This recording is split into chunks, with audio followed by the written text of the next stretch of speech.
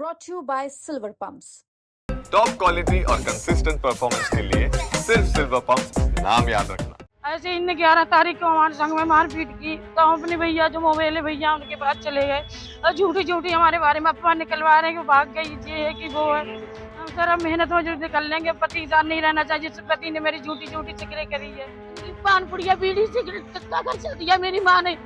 आज मुझे सरेआम मेरे बदनाम कर रखा, मुझे झूठी झूठी मेरी करी है। बेटा मेरा पैसा का लालची है, उसे कुछ भी करवा लो पैसे देके। यूपी के बदायूं से एक खबर सामने आई और उसने तहलका मचा दिया।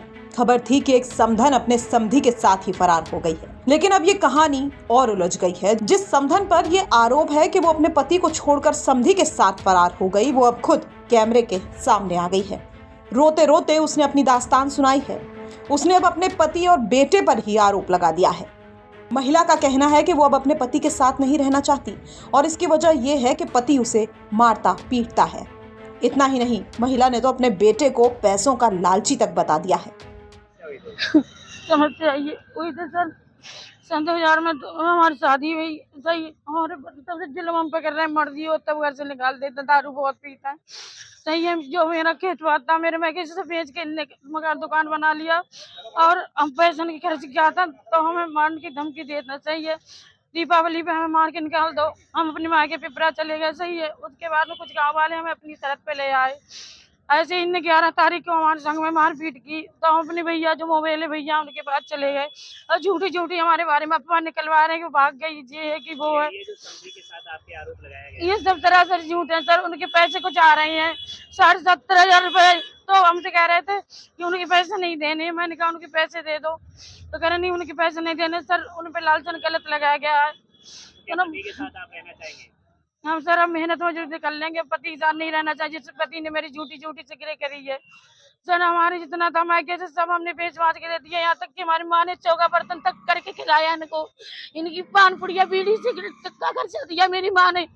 आज मुझे सरेआम मेरे बदनाम कर रखा, मुझे झूठी झूठी मेरी करी है। बेटा है, पड़ोसी है, वो भी कह रहे थे। वो बेटा पड़ोसी कुछ नहीं सर, वो बेटा मेरा पैसा का लालची है, उसे कुछ भी करवा लो पैसे देके।